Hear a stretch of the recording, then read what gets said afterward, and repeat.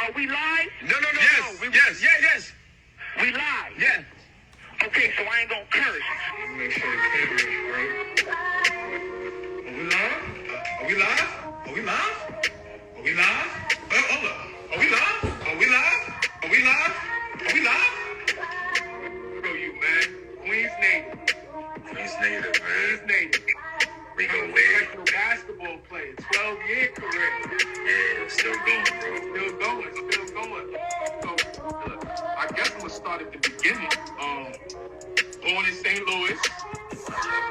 Grew up in Queens. I mean, I bounced around a little bit. But Yeah. I gotta ask you, bro. Where did your passion come from? It was how much fun we had. You know, like we weren't in the highest league, but we had, feel like every game was fun. You know? Let me make sure the camera's right. Let me make sure the camera's tight. Are we live? Hold on, let me check it out. Let me make sure it's right. Let me make sure it's tight. Are we live? Oh yeah.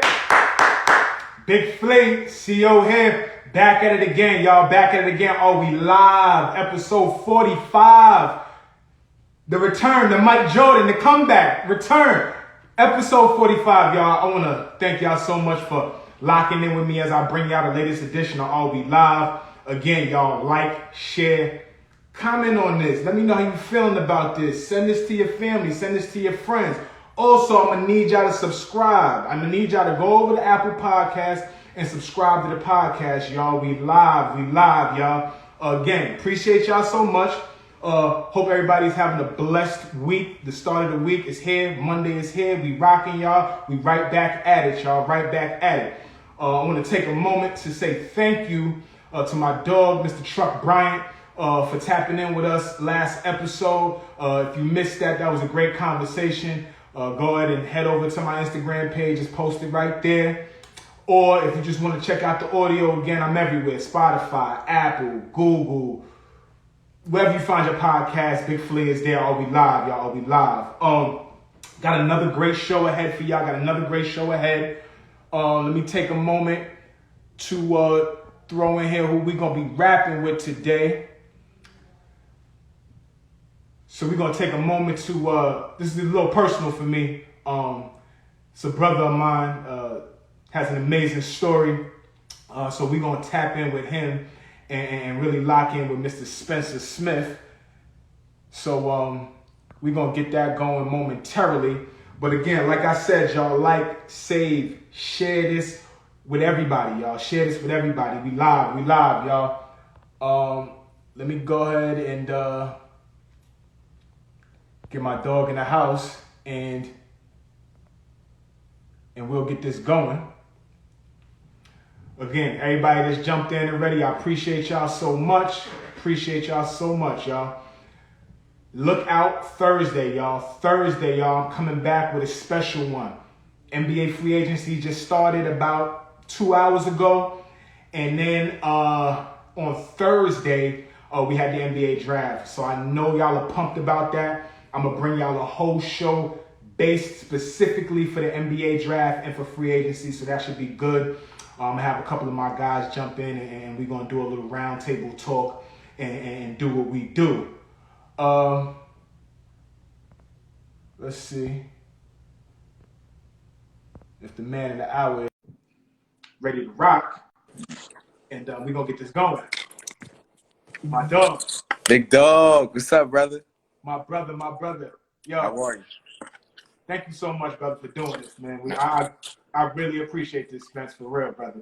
Thank you, bro. Man, it's a long time coming, man. Definitely a long time coming, man. This is gonna be great, man. This is gonna be great. You a special brother to me, obviously, but you left your mark on this game, brother, and I think people need to hear your story, brother. So sure. Thank you so much. Appreciate Give me 2 seconds to introduce you properly, give you, talk to you right.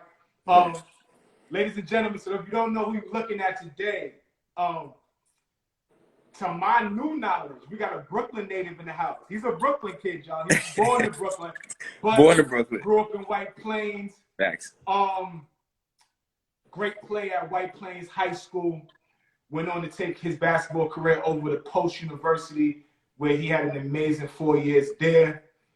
Parlayed that, if y'all didn't know, parlayed that into a professional career where he went over to Chile. Facts. And dominated over there. We're gonna get into that because that was just a great run over there. Please help me welcome to the show, Mr. Spencer Smith, y'all. Yeah, appreciate you. My dog, appreciate you, baby. Let's Yo, do let's it. jump right in, Spencer. Let's jump right in, yo. So I didn't know, right? I do research. I do my homework. I get right before I do this with y'all, right? I want to come correct. But I didn't know you was born in Brooklyn, but was raised in White Plains. So you got a little bit of both worlds, man. How did you fall in love with the game of basketball, man? How did that happen? So it's crazy. Organically, I fell in love with the game of basketball through the Knicks. Okay. New York Knicks. Okay. My first haircut, my pops took me to the barbershop and said, "What do you want?" And I immediately, first person I seen was John Starks. So I was like, "Yo, I want the fade. I need that fade." Okay. So that's how I fell in love. I fell in love with the game through the Knicks. I would say I was a late bloomer to the game. Okay. My mom wanted me to play a bunch of sports. She wanted me to fail at a bunch of sports before I fell in love with one sport. Okay. So I played soccer, baseball, all types of things, and I was really good at it.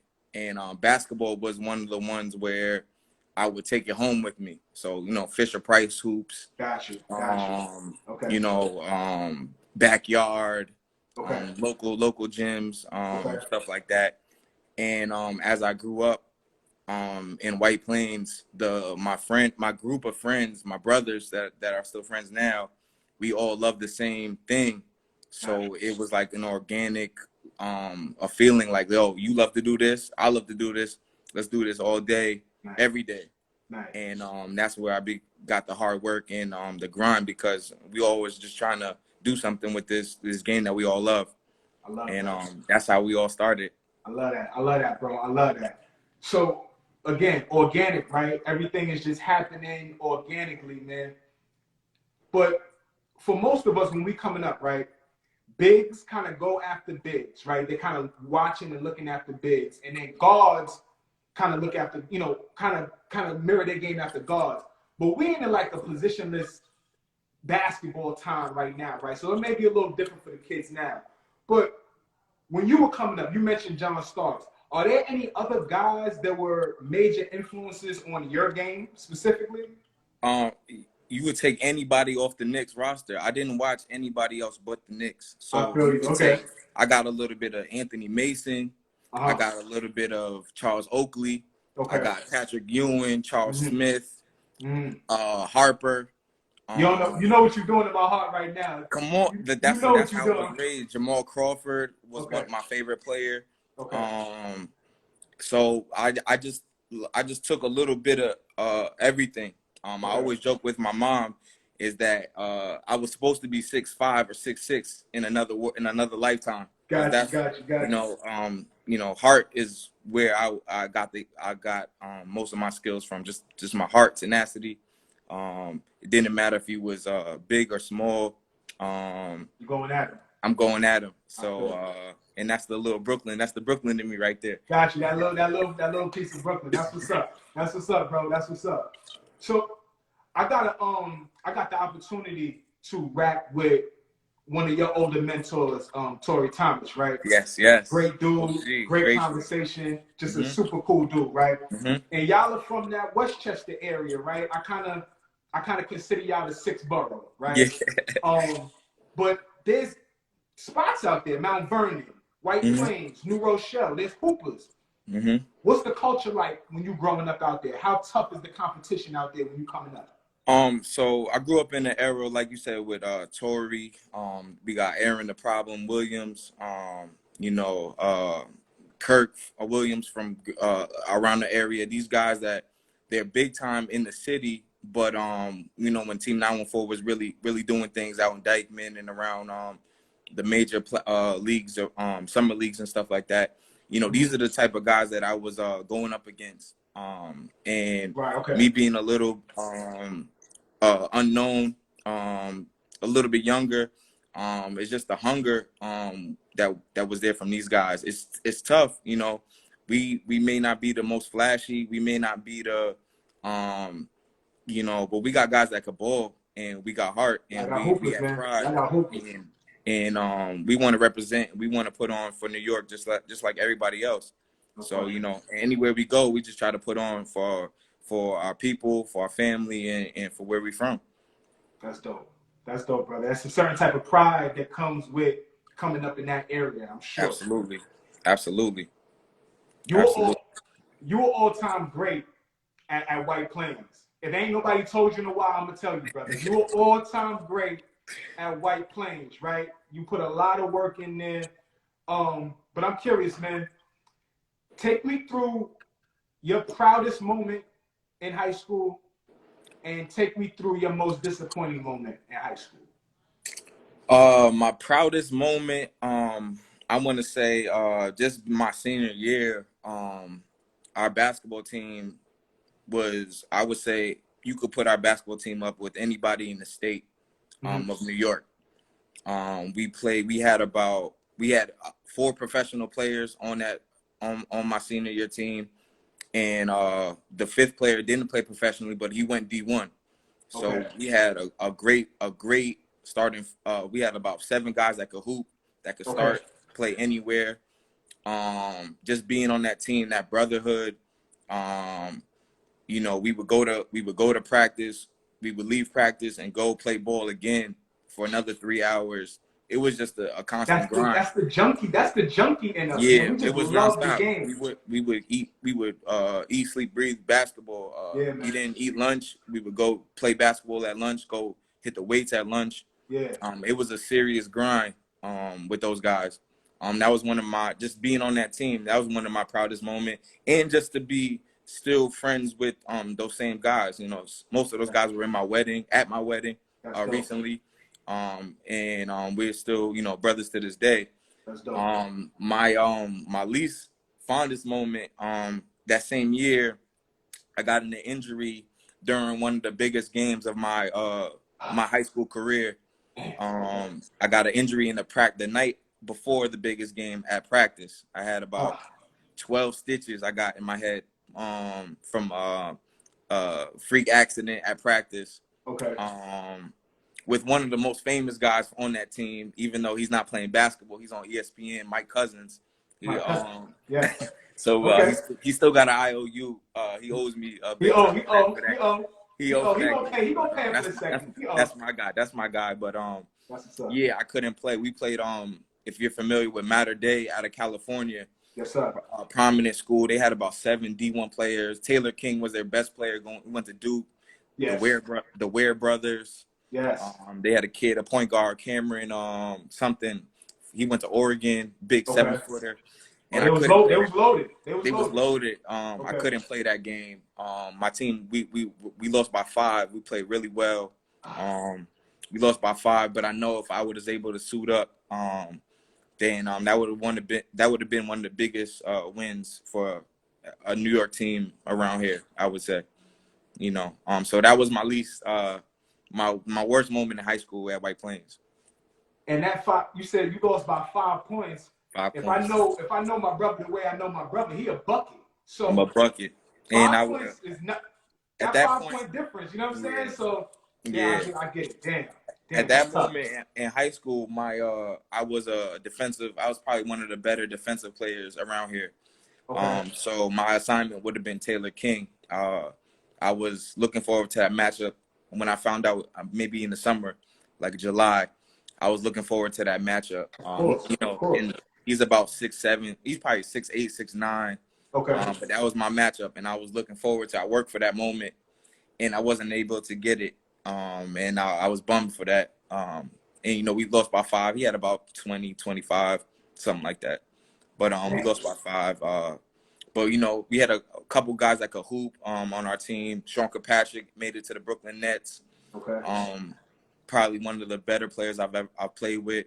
Absolutely. Instant offense. Rashad James doing his thing Yeah. everywhere overseas. He had a couple. He had a 50 ball in the G League. Okay. Just we had a lot of great players. Oh, you had a great team that year. Great team.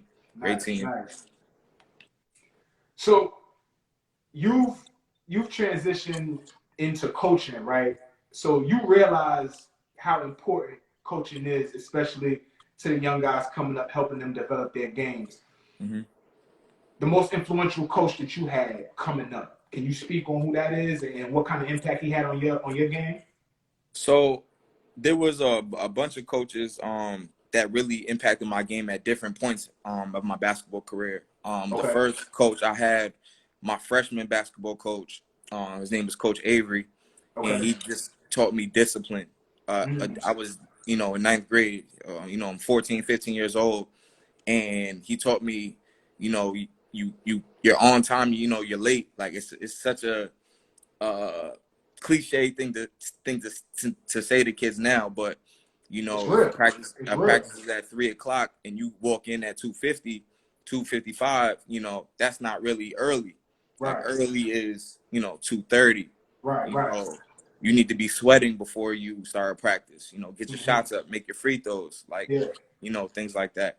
So he was very influential to me. Also, we had you know, that's my first real basketball team where, you know, we're doing suicides and we you know, defensive slides, you know, for 2 hours and stuff like that. So he taught me, like, you know, the discipline, and that was my first real team where I was the leader of a team. You know, you know, you play in the younger levels, you know, everybody gets to play sportsmanship and things like that. But like, nah, we're in high school now. Everybody can't play, you know. You competing. Yeah, we're competing. We're competing for spots. We're competing, you know, varsity. You know, and White Plains at the time was we were producing D1 players, you know, every year. So it's like, you know, that was the goal, is to get on varsity, get D1, and you know, going forward, you know, I could even go to my varsity coach, predominant coach Spencer Mayfield, who I coach with now. He's still at my school. You know, a disciplinarian. You know, he didn't take nothing from anybody. You know, it's his way or the highway.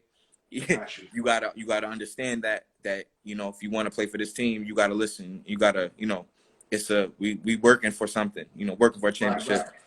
And then ultimately, like in college, Mike Donnelly, he really progressed my game to where I became, like, I was so confident that in myself. I know I always had the defensive intangibles, and but offensively, he honed my skills, and he told me, like, you know, you got 3 hours of class, you got a lot of time to put in this work. And if I wasn't in class, I was in the gym putting in the work, you know. And I'm grateful for him for you know, my career at Post. That's dope. That's dope. We're gonna get to Donnelly in a second. You know, we had the opportunity to share that moment of being able to play for him. So we're gonna get there in a second. Class of 2007, New York City, Weschester. That's a tough year. There's a lot of players in that. First couple guys that come to mind: Melquan Bolden, Mike Colburn, and I'm talking about in your area. I'm not even going to, you know, to the city. I'm talking about your area. But the people want to know, Spence. Big Flea want to know. Everybody want to know your toughest matchup in high school. You a defensive guy. Who was your toughest matchup in high school? So I could list off about defense was my #1 assignment. I was always on the best player on every single team. So I could give you maybe about three guys that were really, really tough. Colburn was really tough. I got to see him for maybe 2 or 3 years. So I'm not going to say Colburn, but he was really, I don't want to exclude him. He was really tough. My toughest assignment overall, because of the height and everything, Jonathan Mitchell, Mount Vernon went to Florida. Lefty went to Florida, got a chip. Rutgers. He was the toughest by far, because he was, you know, he probably had 80 pounds on me. I couldn't stop him. Corey Chandler out of Newark East Side was a bucket. Corey Chandler was I remember I never had anybody in high school at the time. He was like, yo, I'm about to go for 20 in a row. And he did it. And He said that to you. I'm about to go for 20 in a row. And he went off. I couldn't stop him. Couldn't do nothing with him. Yeah, Kemba, I played with Kemba. Kemba was really tough. He was fast. He was quick. I'm sure he was tough at that stage of his career. Yes. I'm sure he was tough. And of course you got to go Melquan Bolden. You know, he had the hops. He had the whole game. He had the whole package. I think Melquan is so underrated. Underrated, yes. In terms of the recognition he should be getting for how good he was. Melquan was a dog. He was a dog. He was a dog. And I felt like his coaching, the coaching that he had kind of held him back when I played him. Like he really could go off at any second. He could really go. Yeah. He could really go. Yeah. He could really go. Yeah. And he felt like he was held back a little bit,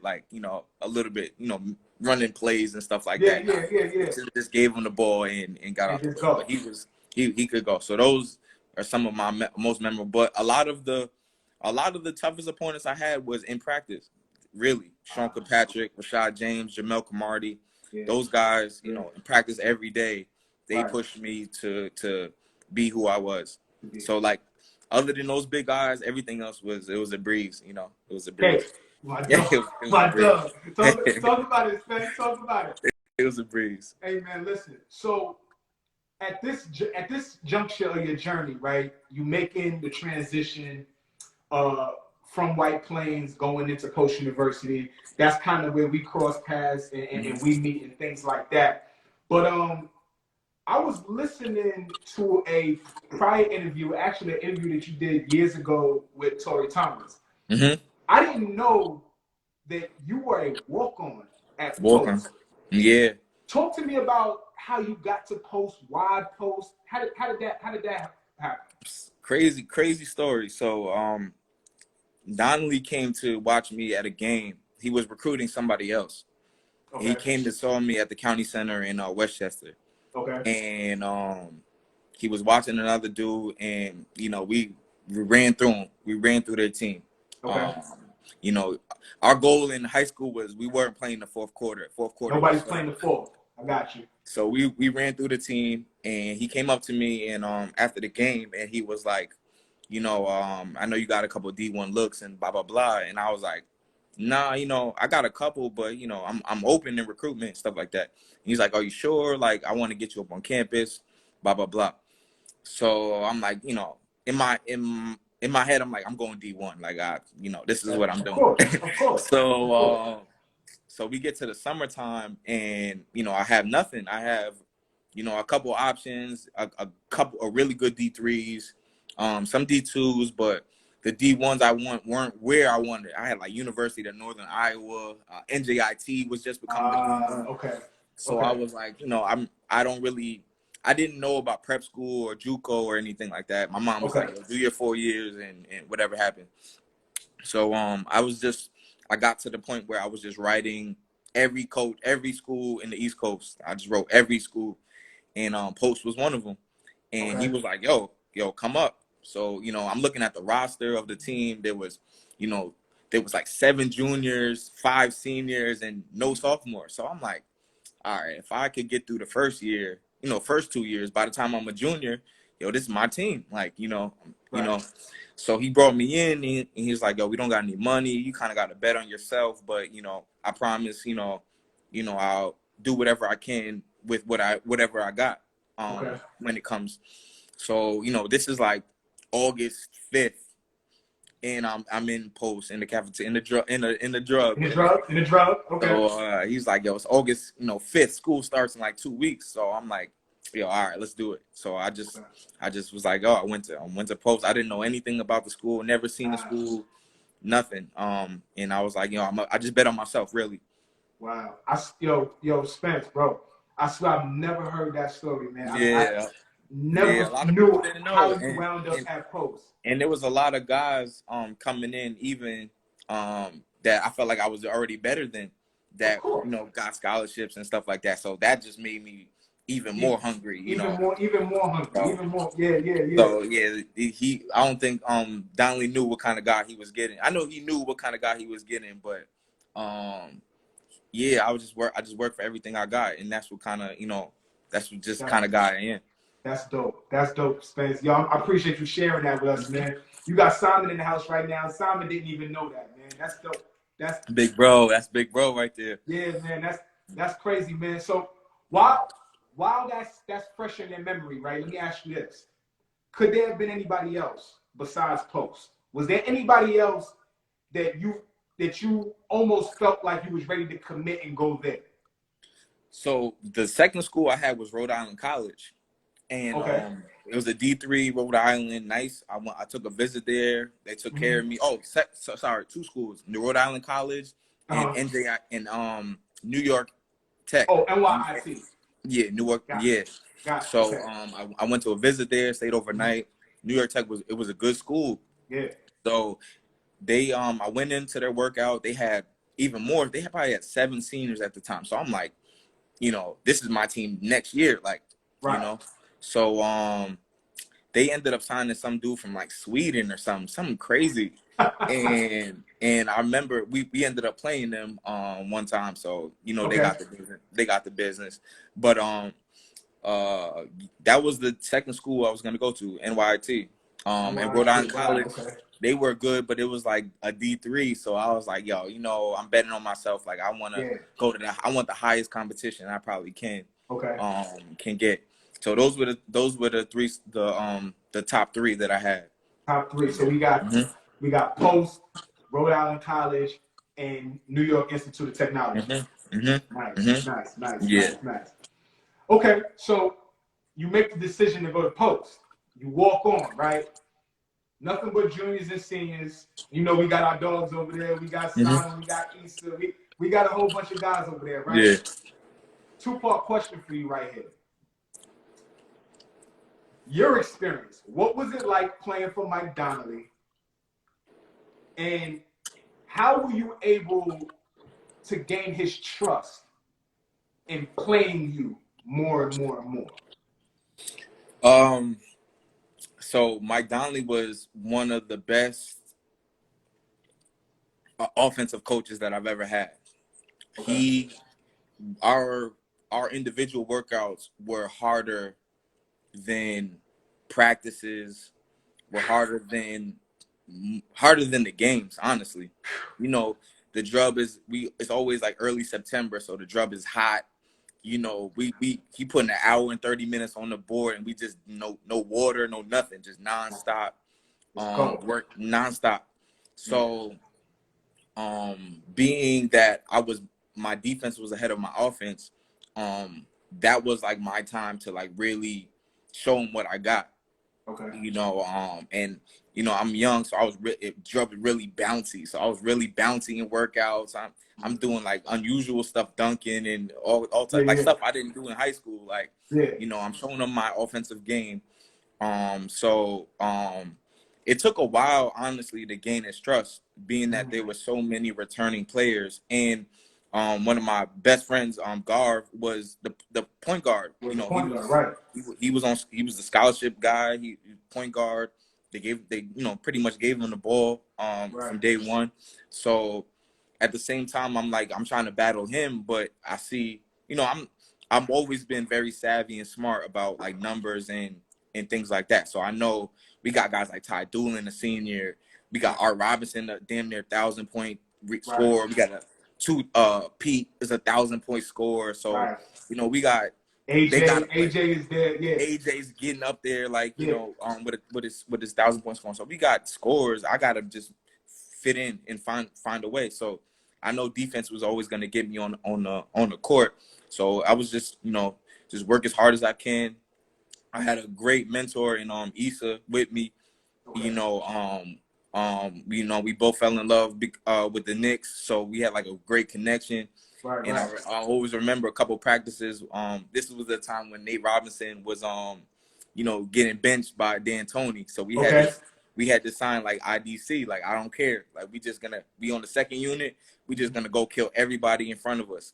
Yes. You know, and you know, Simon was with us on so me and Simon always had a great connection. Right. And then another way was we used to have 6 in the morning workouts where we would just play. We would tally up every win. Every Every win. win was getting Yeah. tallied. So I Yeah. was always on the top of the leaderboards Okay. with wins. It was always me, Simon, Issa, James Lee.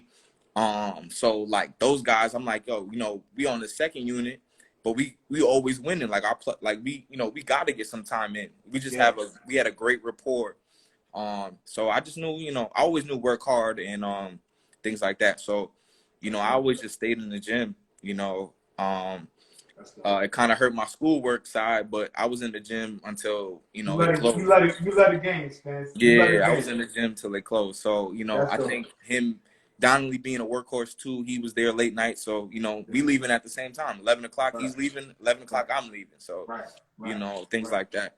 So, I just, over time, I kind of gained his trust with my play and my just gym rat, being a gym rat. That's awesome. That's awesome, brother. That's awesome. You have, that's one thing I've always admired about you, especially when we met, is how hard you worked. And, you know, my guys, you know, the guys that I came in with, they raved about how much of a team player you were, how hard you worked. Like, so everything you got, you deserve, brother. So that's awesome. Yeah, appreciate it, bro. Appreciate it. Freshman year, you don't start no games. Sophomore year, you start 15 games. Your junior year, you were full-time starter. You averaging 14 a game. You shooting over 45% from the field. Like, you're comfortable now as a junior. Now, that maturation usually happens like that, but you obviously got better. Obviously. Talk to me about that summer, though, going into your junior year. Work every day. Work every day. We have me, my brother Rashad James. Okay. Every morning, 9:30 before the sun hits, we in the park. No gyms, we in the park. One-on-one, skill work. Okay. Hit the bar every single day. Okay. For a whole summer. You know, we go get something to eat, come back later, open gym, we run. You know, then we go play a summer league game. And we do that. We did that every day for the whole summer. Wow. Nonstop. And a little do everybody know he was supposed to come to Post my sophomore year. Oh, he was supposed to come to Post. He came to a visit and everything, but you know, I was like, yo, I don't want to steal. I joke with him. I didn't want to steal his shine. I didn't want to steal his shine. So I was like, yo, do your own thing. And I'm glad he didn't come because he made a lot from himself from that. But we really worked every single day. And we just got better. And that's, you know, that's my mindset. Like with everything, just keep working, just keep getting better. I knew I was more comfortable with my teammates. I was more comfortable with myself in the school, more familiar. I was comfortable with who I was. And I knew that people weren't going to work as hard as me. And I just kept that mindset throughout the whole summer. I had a pretty good game. My sophomore year, some of the seniors, they went on they had a trip to the casino where they missed some game. They missed it. Okay. Like I'm familiar. Yeah. They missed the tournament game. So that's 3 starters. You know, it's the last game of the season. You know, seniors usually probably play those games. They missed the game. So I went from being 8th man off the bench to like 6th man. And I had a great game. I think I had like 19 that game. Okay. And you know, I think I turned everybody's head that game. Wow. Okay. Going into my junior year, a couple guys got hurt. We had some big time recruits. We did like a crazy summer like fall workout where we were running like 3 miles a day. Like it was crazy. In the woods, you know, in the woods, going around, coming back to the yard.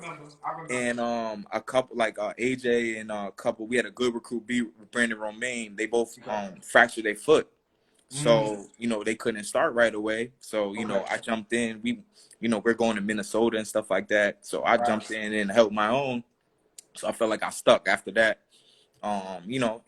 Coach Donnelly knew what he was getting when he put me in. Like, we're gonna get toughness, we'll make some plays, team player. So it kind of worked. It really worked out for me. That's dope. That's dope. That's dope. Mm-hmm. Now you make that leap, right? Your junior year, right? You really get comfortable. You really get in the groove, right? At any point, are you ever thinking, I'm a talented guy now. My confidence is through the roof now. Let me take this and go play at a higher level. Let me go take this and play at a bigger school. Does it ever creep up? Okay. Nah, never. I think the only time I had some doubts was my freshman year. I went from my senior year in high school, we were 23-3. My junior year in high school, we were 20-4. Okay. My freshman year at college, we were 15-15. So I went from winning, 90, 80, 85% of the time to now we're 500. Like I never, you're not playing, you're getting low, you're losing. I doubted myself, like, yo, what am I doing wrong? There was a time me and my point guard, we were looking at other schools. Literally, other schools are calling me like, yo, what's going on? You're not playing. Like, you're not, come to my school. Like, there was a school around where I was that wanted me, like, yo, come. Okay. And I was like, yo, I'm sticking with it. My point guard's here. I'm sticking with it. Okay. And that was like one of the best decisions of my life was to stick. Just to stick with it. Good, so I never doubted myself. I never ever doubted myself because I always put the work in. So I didn't have to doubt myself. But there was a young age I did doubt it. Like maybe I should go to a different school, but I was never gonna leave to go chase another school or higher, a Division I or anything like that. No, I was gonna finish out and make the best of it. That's dope. That's dope. That's dope. Now, you play Division II, but we kind of know, man, that Central Athletic Collegiate Conference, they had some dogs. They had some real hoopers in that conference. Talk to me about a guy that you had to get some extra rest for. Again, you a defensive guy. Your bag is starting to get a little deeper once you get older, but you always got the clamps. So who are you getting prepared for in the CACC while you're at post? Toughest matchup? The toughest, there was really 3 tough matchups that I had. One was Russell Frederick and Philly U. I just knew that Philly U, those guys play like 40 minutes a game. So you knew you're not getting no subs. You're getting this one dude for the whole game. Right. Bloomfield and Gage Day, he was a freshman. We were the same class. Okay. He had the green light from the moment he stepped on Bloomfield. So that was somebody you had to prepare for. And Felician Devin Young, he was like a 6'3", 6'4", like a guard 2-3. Where was he at? Felician. Okay. Those were the 3. Those were the 3 guys where you get some extra rest. You're making sure you listen to some soft music before the game. You're not getting too hyped. You gotta get right. You gotta get right for those games. Yeah. And I have mutual respect for those guys. I'm still talk to those guys here and there. Nice. Nice. But Bloomfield, I think Bloomfield was the matchup because just going to Bloomfield, the DJs there playing. It's like the drug, right? The vibe in there, the vibe in there is like you got to come to play. You got to come to play. So those was always games you want to get ready for. Okay. When I say Spencer Smith is 5th all time in games played for Post University, all time. Wow. What's the first thing that comes to mind when I say that? That's crazy because I didn't even know that. Wow, I didn't even know that at all. That's the first time I've ever heard it. So that's pretty special, bro. That's special. I was always ready to play. Okay. I was always available. Injuries, played through you know, whatever. That's Diversity. So that's dope to know. I didn't know that. Yo, man, let me tell you something. I do my homework, baby. You know, when I do my homework, right? You do.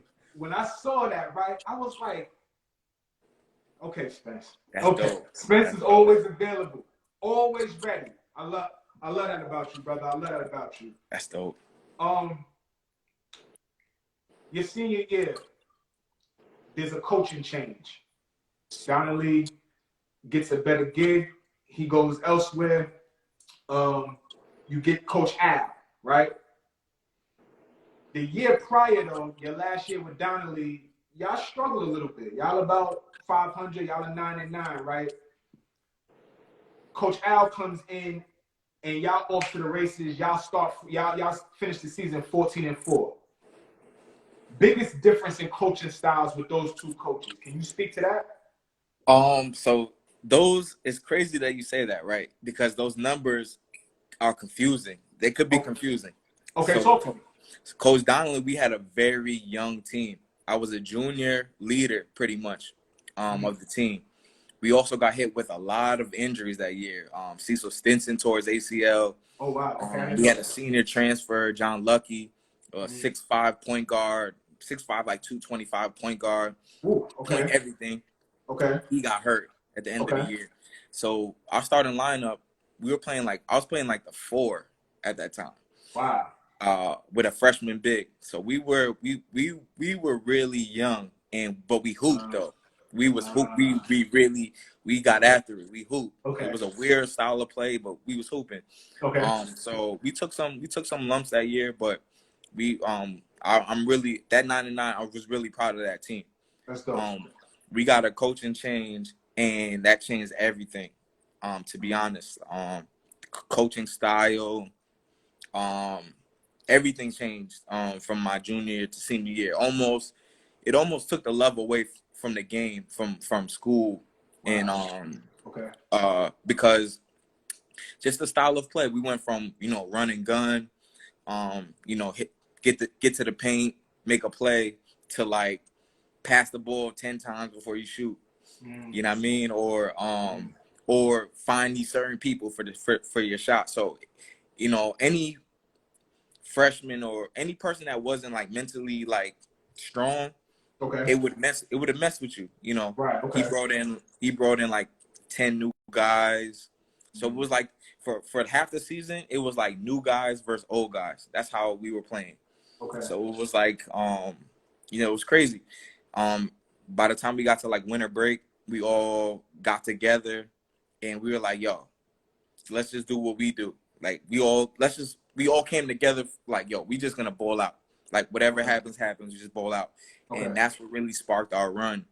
It was nothing coaching wise. It was nothing that the coaches did. Honestly, they'll take all the credit for it. Right, of course. But we really got together and we was like, yo, F what this guy saying.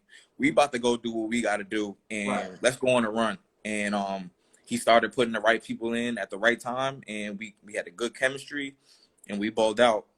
We balled out for the rest of the year. That was probably the furthest we kind of went in my college career. We lost a lot of games in the first round of the playoffs. We lost, I think, in the second round, a game that we shouldn't have lost. But that was it was a different type of year, but it ended real well. We, like you said, we went 14-4 to end the season. I was playing really well. I was playing free. Didn't really care what they were saying. That was I probably would have been third all time in games played, but the coach benched me like 5 games in a row. So out of nowhere, didn't tell me nothing. I started for 2 years and I was getting DNPs. I never, and a lot of people would have, flipped the script, cursed people out, I didn't say a word. I never went to talk to them. I kept my head down and we just got to work. And I ended the season starting back again, and we went. That's when we really went on the run. You can't keep a talented senior on the bench who's Come on, tried and true, been through the trenches already. Come on, oh, you bro, can't keep that type of player, and you got a lot of new. Getting you back in there was was only right. Forget Yeah. coaching. That's just the right thing to do. Yeah, for real. Yeah, For real. I feel that. I feel that. So, like I said at the beginning, man, a stellar career at Post, right? Just an amazing career at Post. When do you realize, though, that you could play at the next level, that you could play professionally? So playing professional, especially overseas, was my goal in high school. My goal was just to take basketball as far as I can. So I always really wanted to pursue it. One of my teammates, one of my coaches, he had a good career at Edmund Saunders, and he was at UConn when they won the chip, and so he had I a lot remember of Evan. I remember Evan. yeah. So we had like a lot of agents and stuff because he played overseas. So we always would talk about it. Like he's like, yo, I'll send you this guy's number and blah blah blah. So that was always like a thing where I reach out to see what was going on. So I just made a highlight tape. I was always working, and the highlight tape I made was like, it was like really good. Like I just showcased everything, getting to the basket, threes, and ones, dunks, just showcasing my whole defense, my whole game. And all it really takes is one person to like it, honestly. I just got into the hands of that one person that liked it, and I just took it from there. And all I needed was the opportunity. I just got one opportunity, and I took full advantage of that. I feel like, That's dope. and yeah, that's it. So I just, I knew I could play. I knew I had the heart to play. I knew I had the drive to play. Right. I just needed the opportunity, and that's what a lot of people just need is one opportunity. And take full advantage of it. Definitely, bro. So bear with me for a moment. Let me remind folks about that 2011 season in Chile, right? Doing my homework, right? Y'all win the championship. First year. First team all league. Spencer Smith. 18 points a game regular season, 6 rebounds, 3 dimes, 3 steals. You get into the playoffs. Turn up. 19 points a game, 5 rebounds, 2 dimes, still 2 steals. Talk to me about that time in Chile, man. Why were you so successful that year? It was so much fun. I was so free out there. I was a 22-year-old kid. I didn't know nothing. Never been anywhere. I was just out there just having fun. I really was just like, it was like a dream come true. Like I was just really having fun. I gotta wake up and play ball. Like that's all I gotta do. That's like, my job. That's my job. It's like, yo, I'll do this all day. So I was stuck in the gym. There was really nothing to do in my city. So I was stuck in the gym. I was, in the gym from 10 to 10 at night. So I was owning my skills. I had great people around me. With a lot of new players, they don't get the opportunity. Is a lot of people that, or not even a lot, just one person that speaks the language on your team. I had one person my age that spoke English like fluently, and me, him, and another American. We really just hung out all day long. So you had a couple of Americans on your team. I had only one American, but I had one a Chilean player that went to school in America. He went to like a junior college. So he was fluent. He was fluent. So he was fluent. Yeah. So we and I tried to learn the language to speak to my other teammates. Like I really I tried to be around them. I tried to, I did a lot of things like going to their houses and eating dinner with them. Like just I really embraced the culture. And made it my opportunity just to get to know them. Like, we're really together. We were together for 9 months.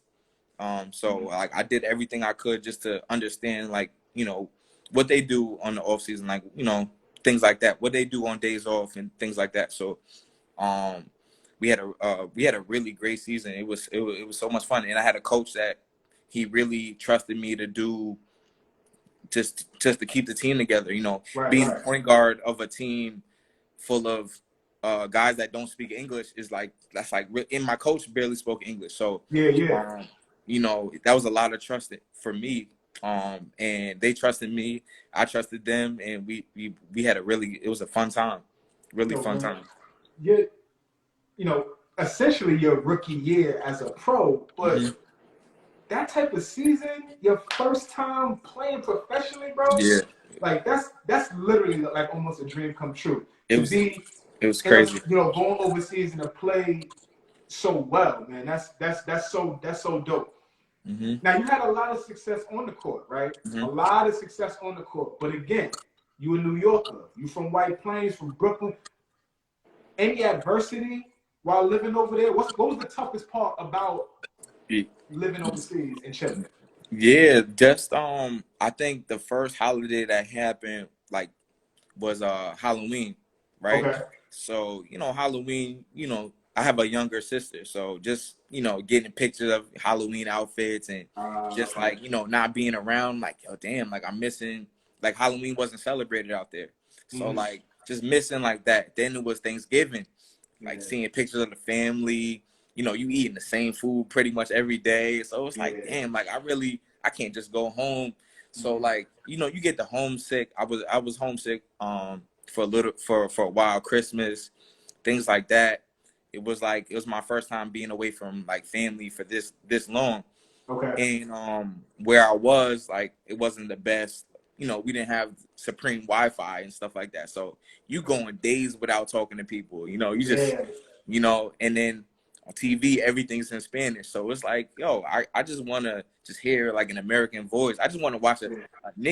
a Nick game, like, A what Nick I mean? game, Like, right, I just right. want to watch a basketball game Yeah, like in yeah, English. yeah. So like, I feel like technology now makes it a little bit easier. You got all these things that you can use to feel more at home, but Right. Netflix and all types of stuff. But Yeah, yeah. yeah, I really didn't have that. So but it helped me because I was in the gym most of the time. Okay. Also where I was in Chile, um, I was in the southern part of Chile, Castro, Chile. It was a little small island, and Okay. it pretty much rained like every day. So like, we had about a week of summer, like 70, 75 degrees, Right, right, right. So it's just raining every day. It's just like you play with your emotions a little bit. Like, Bringing the whole morale down. Yeah, yeah, yeah, so yeah. I got it you. was sad. So we had some rough, some rough patches.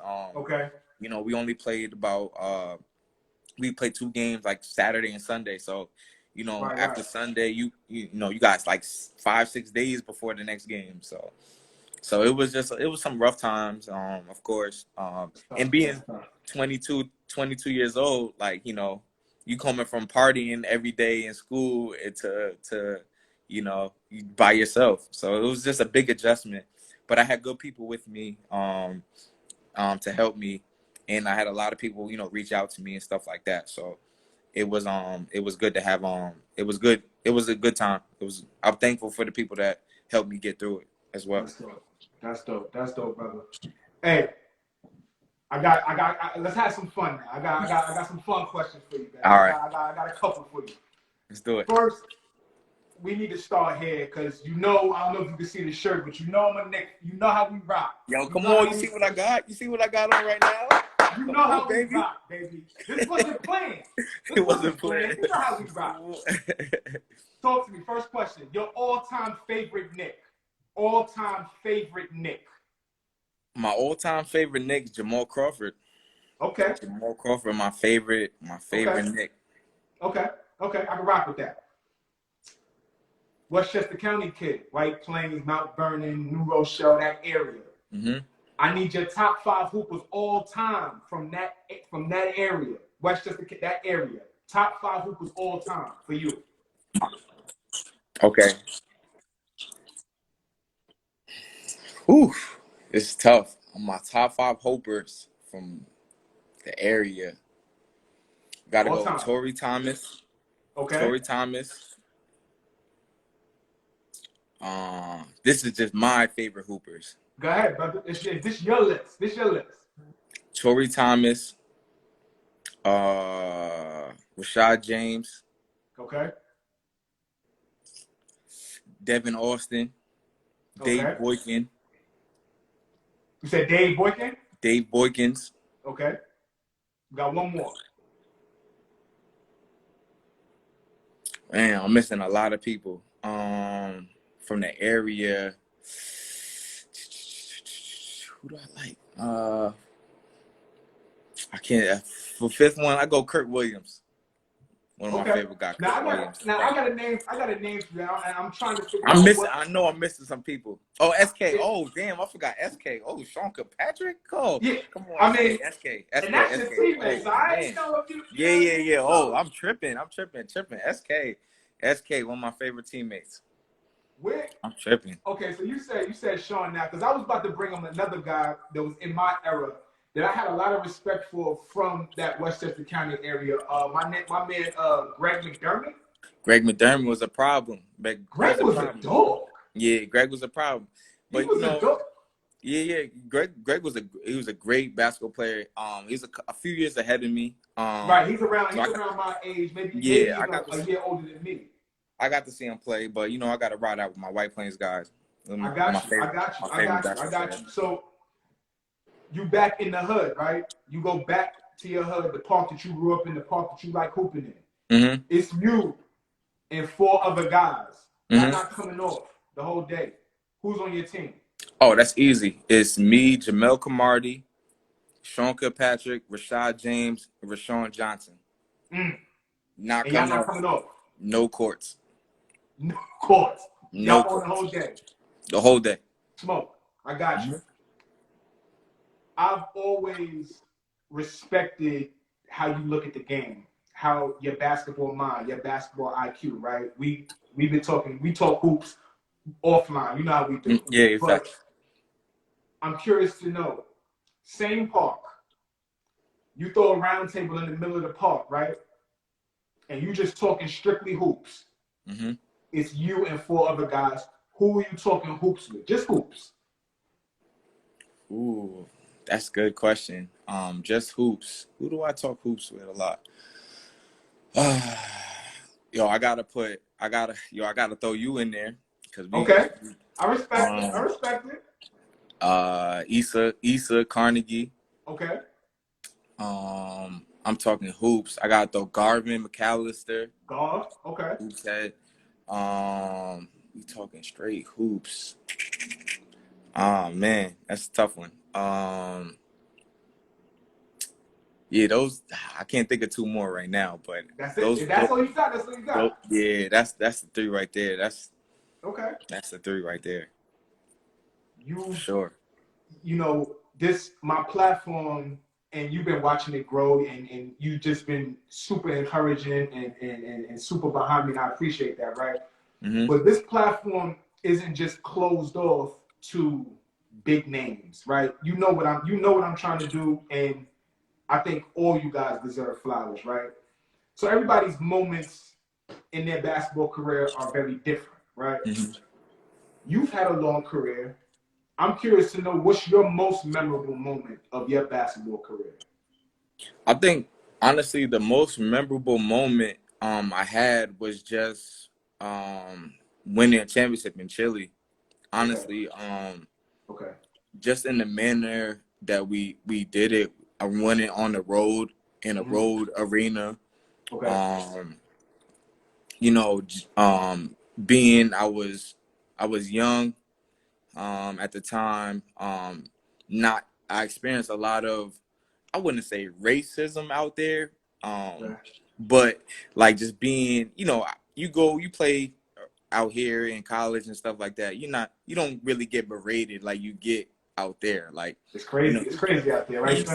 I'm getting batteries thrown at me. I'm getting spit in my direction. I'm getting cursed out.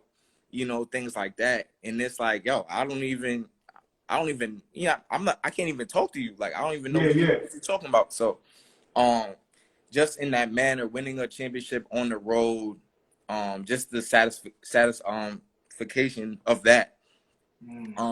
That was one of my, and it was everything I worked for. That's the only goal you want, is to win a championship.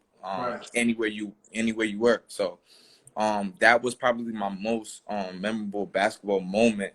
And then, like, if you take it another way, like recently, I had a kid that I coached get a Division I scholarship. So I told him, like, that mean a lot to me, because he trusted me to give them the right information, to be available when I had to pick him up for a workout or to get to a workout or to be on time. And he got a scholarship out the deal. So, he's going to school for That's free. amazing, brother. I told him when he was 11th grade that his mom wouldn't have to pay for him to go to school, and it actually happened.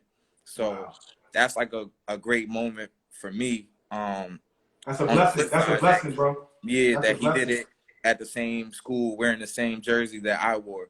So, that's my goal, is to continue to help the kids in my community, whether it be at my school or just in the park when I'm at, just to not BS them and give them information that they can't help, that won't help them, just give them the real. So, you doing the real work, Spence. You doing the real work. Salute to you, brother. For real. You doing the real work, baby.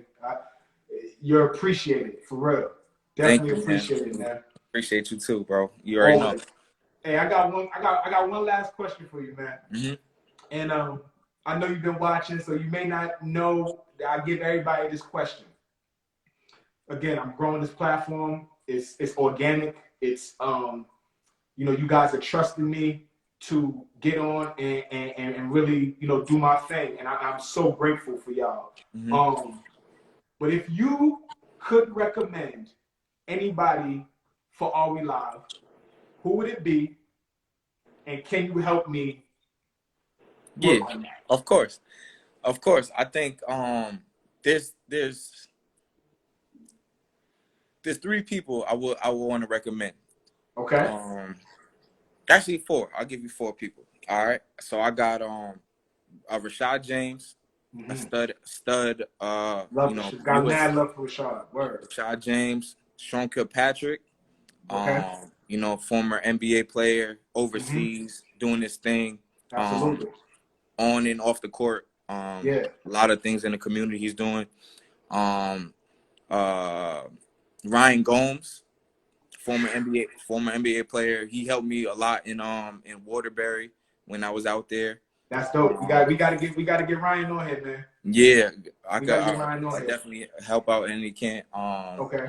I got Dave Boykins is another one, another White Plains Division I. He won a chip in Division II at Bridgeport.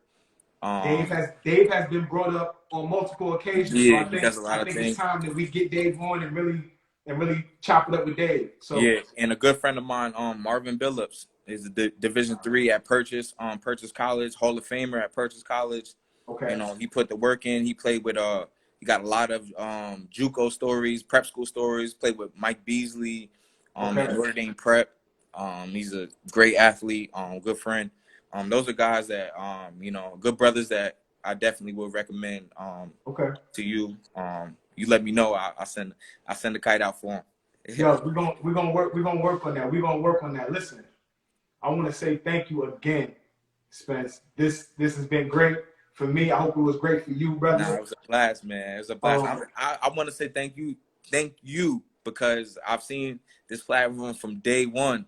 From the first episode you was doing, just regular Knicks talk, regular NBA talk, and even from when we were talking about things not basketball.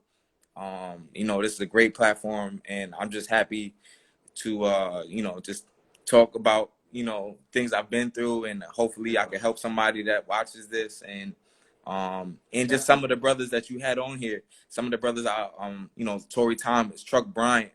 I haven't seen Chuck Bryant in years, but as somebody that he got me through the pandemic with his IG.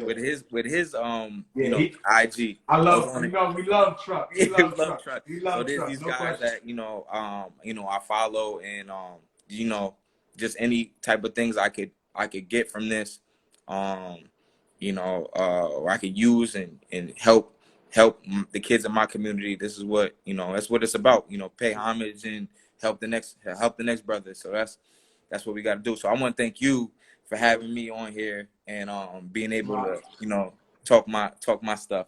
Yo, it's an honor, brother. It's an honor. We've been working on this for a while. I'm glad we've been able to do this. Thank you so much, Spence, my brother.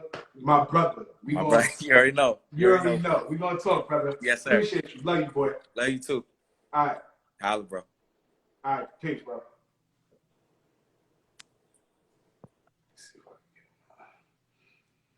Episode 45 in the books, y'all. Episode 45 in the books. That was my brother, my good friend, Spencer Smith. This episode will be posted, the video, shortly. Then y'all could jump on and tap into my podcast on Spotify, on Apple, on Google. You'll be able to listen to that in the audio doing what you do. I greatly, greatly appreciate everybody that jumped in, that tapped in, that rocked with me. Anybody that commented, anybody that liked, anybody that shared, I appreciate and love y'all. It's Flea. I'm out of here, y'all. Peace.